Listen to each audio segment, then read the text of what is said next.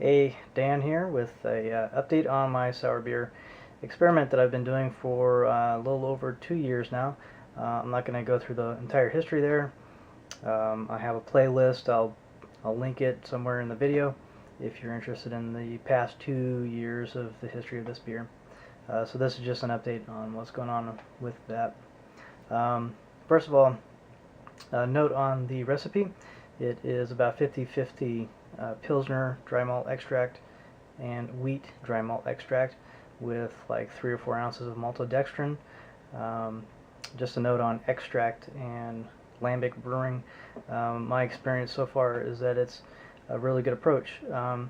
I've seen the approach listed on websites before, but the most notable reference would be Jamil Zainasheff and John Palmer's Brewing Classic Styles book. They mentioned that recipe in there minus the maltodextrin. I put the maltodextrin in because it's recommended for the Brettanomyces. The Brettanomyces will break down the maltodextrin over time, usually within 1 year. At least that's one thing I've read.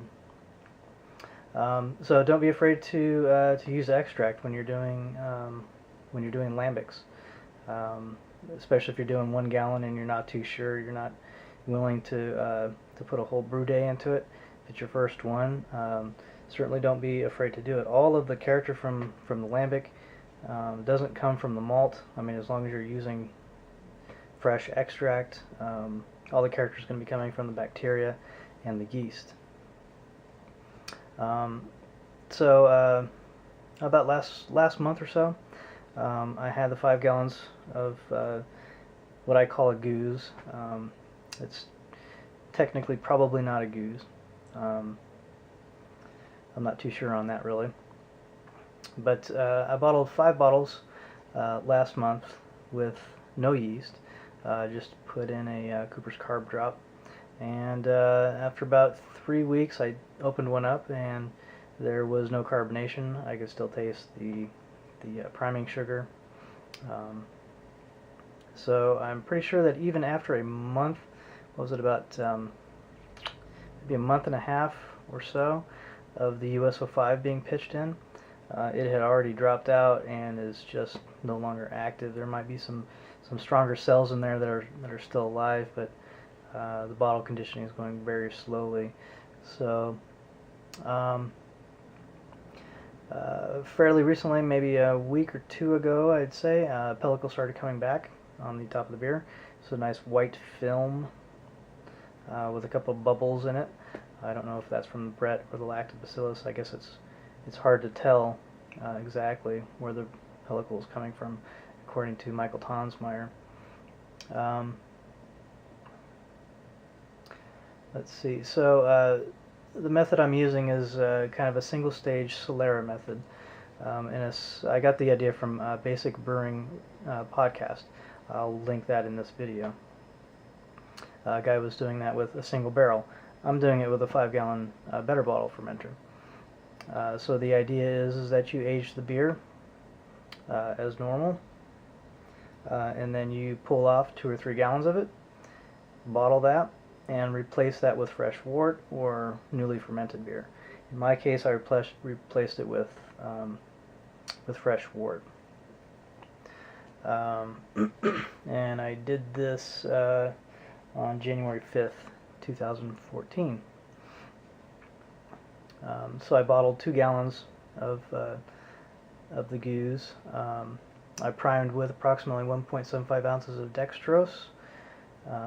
Normally you assume 0.4 volumes of CO2 in an aged lambic because the CO2 should be mostly gone. But since this beer was only 3 months old at the time of bottling, at least it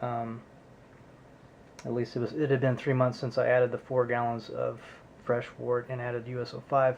I treated it as though it had normal residual CO2 levels, which I think is around like 0.88 or something like that on the calculators.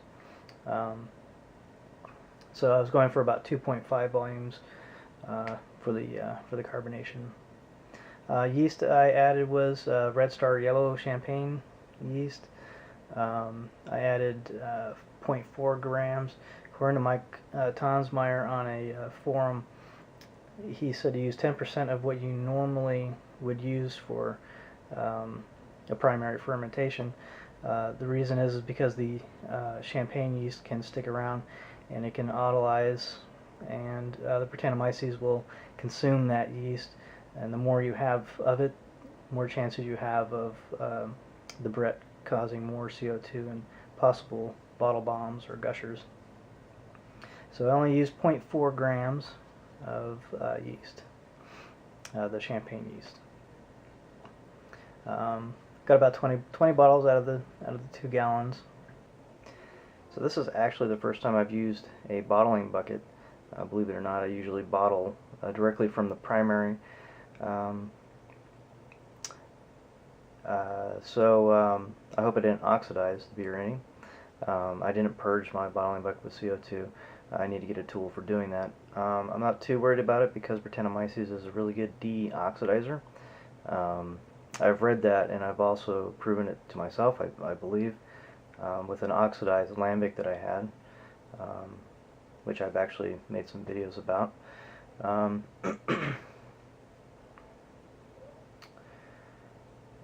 The last few bottles, there was a lot of bubbling coming through the bottling wand, so I marked those with a possibly be oxidized.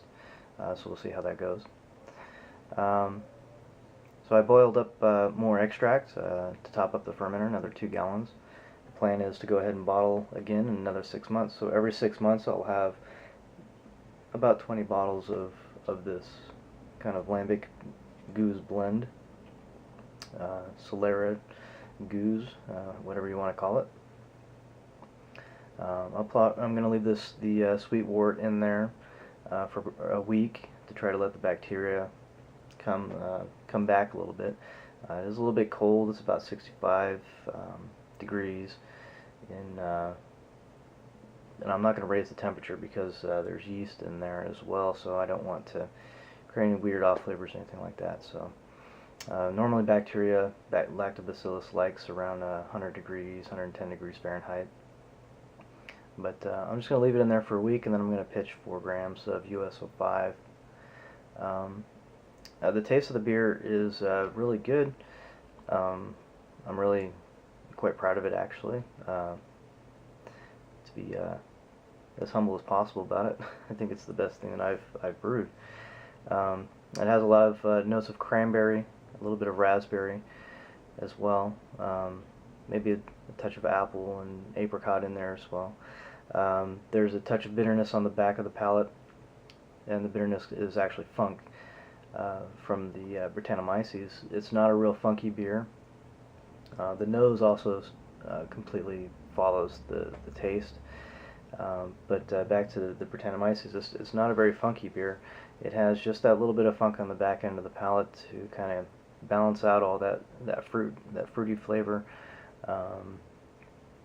And it doesn't have a lot of horse blanket or sweaty, feet or whatever character that you can get from heavy Brettanomyces beers. I think part of that is because I pitched US-05 in the beer. US-05 doesn't produce a lot of esters and things like that, and some of those are precursors for the Brettanomyces to create those real funky flavors. And in this particular beer, I kind of like that. Sometimes I think in real fruity lambics, the funkiness can kind of take away from it. I do enjoy that, but for this beer, I think it's just perfect. And it is going to get funkier over time, probably as the maltodextrin is broken down. That is my update for my sour beer project, and cheers.